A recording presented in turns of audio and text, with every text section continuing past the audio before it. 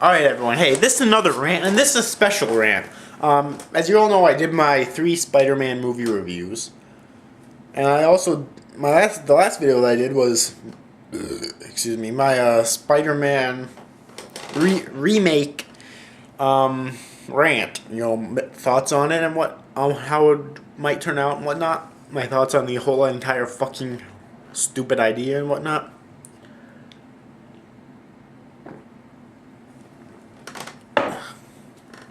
Alright. Well, basically, here's my thoughts on what could be in a Spider-Man 4 made by Sam Raimi if he ever decides to do it someday, which I hope he does. Yeah, you know, because... And someday when, you know, the original cast isn't too old to actually do the parts, because there's a lot of stunts involved. So yeah, what I think could be in it. First off... Now, these won't be in any particular order. These will just be little ideas. It might drag over into a part 2, I'm not sure, but anyways, let's get started here now, shall we? First off, the villains. Well, I've always wanted to see the Lizard in a Spider-Man movie directed by Sam Raimi, so the Lizard's definitely one, you know. Dylan Baker coming back in his role as Dr. Connors, and he transforms into the Lizard. In fact, that's how it could start out, not with a lame narration by Peter Parker. After 3 movies, I think we've got enough of that, but maybe it could start out with at Dr. Connor's laboratory and him injecting this serum into himself through a shot, and him transforming into the Lizard. You know, the first villain of the movie coming out of there, right?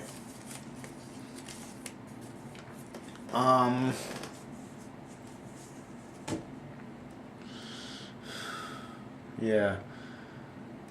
So then what? However, I don't want it to stop there. Another villain could be the Hobgoblin. Now,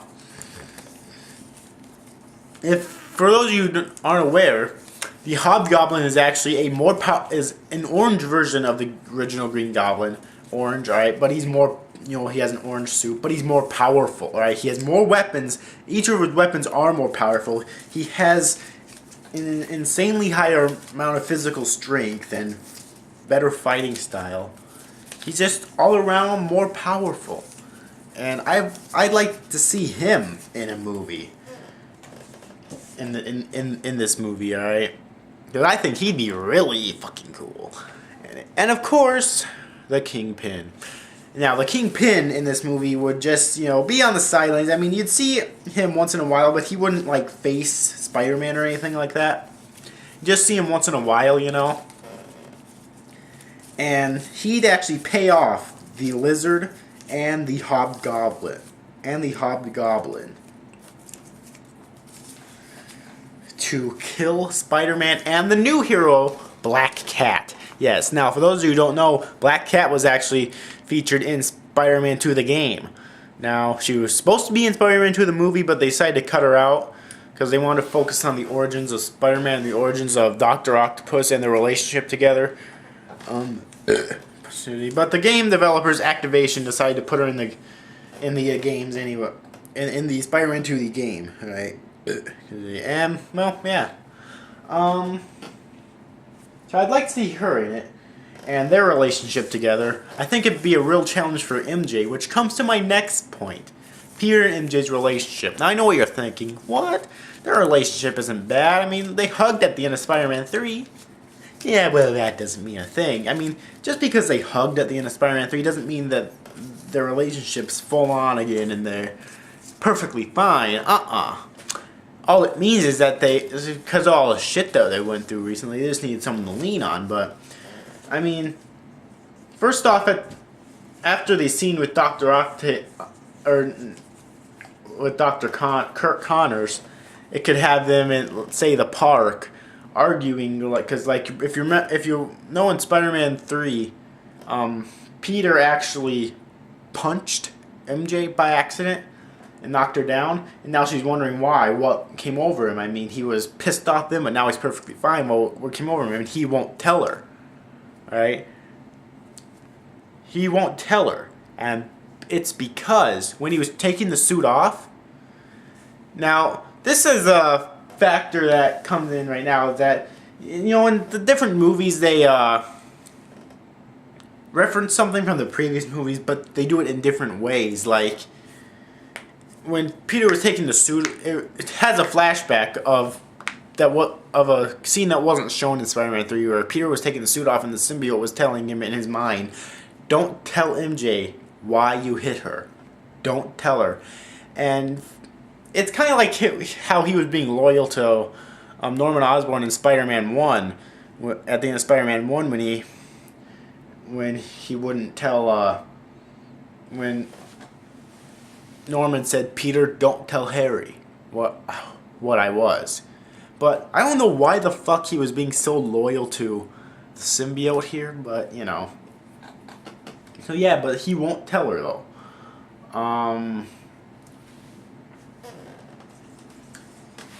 Because of that, so she packs up her things. She's fed up with Peter now. She's heartbroken, so she packs up her things and heads to L.A. Alright, she heads from New York to L.A. Halfway across the goddamn country. And she gets a career in acting over there. However, the Hobgoblin realizes this and flies on his glider all the way to L.A. and captures her. And has a headquarters set up in L.A. while the Lizard is underground in New York City, and the Kingpin has his headquarters set up in New York City. Alright. So, basically, he finds out about this from the Black Cat. And before he even saves MJ, though, he actually gets killed.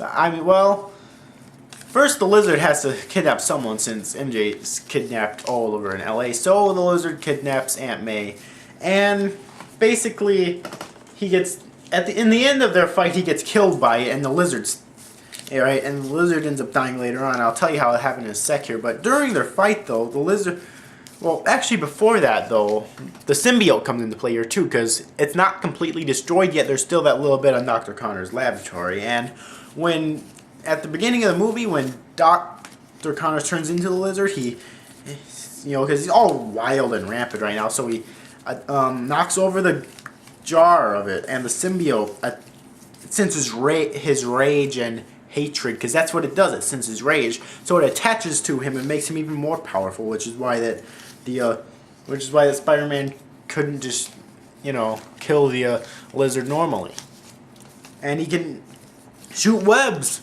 now, you know, because the symbiote still has some of the attributes of Spider-Man, so he can shoot webs, and he can shoot fireballs for some reason. I don't get it either. I came up with it.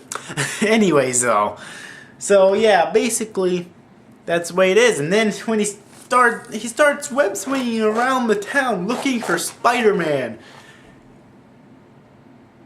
and as he web swings, all the building starts collapsing down. Because he's so heavy, like all the building starts collapsing down. Alright? Yeah, wow.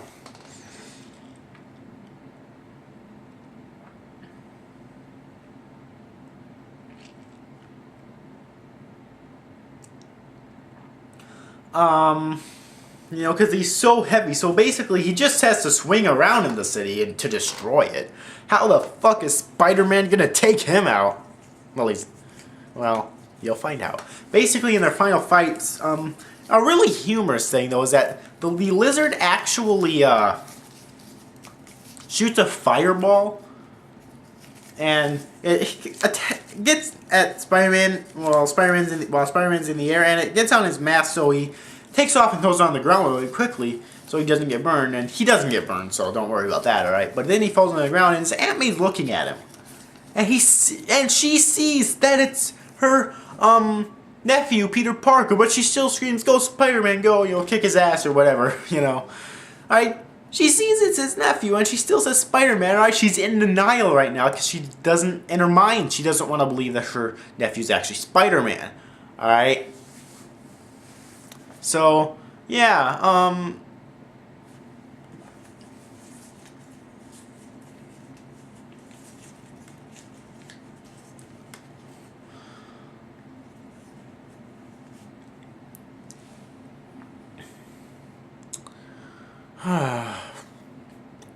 Yeah. So that's actually kind of a humorous thing too, but also kind of sad too. Is like because she sees her uncle's, her nephew's face, but she doesn't want she doesn't want to believe it, you know. So then the way Spider-Man finally beats him though is that he allows the lizard to eat him. However, he shoots webs inside of the lizard's stomach, which, you know, ultimately, before he gets dissolved by the acids, obviously, clogs up its throat. So eventually, later on in its sleep, the lizard dies. Dr. Connors is perfectly fine, and the symbiote crawls on the ground. It's out of the movie for the rest of the movie, indicating a part 5. Alright? Yeah.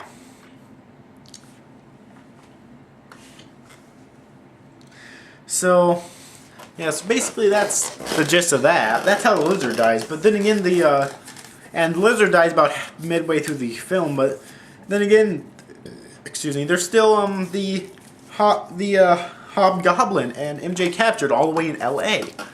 So, but Spider-Man's dead now. Where could it possibly go from here? Well, this is kind of actually a tribute to the Evil Dead, really, because after a little while after the scene of Spider-Man dying, it shows MJ at home, her finally realizing that Peter was Spider-Man, crying and whatnot, a sad scene like that. Then it goes to the graveyard where Harry was buried.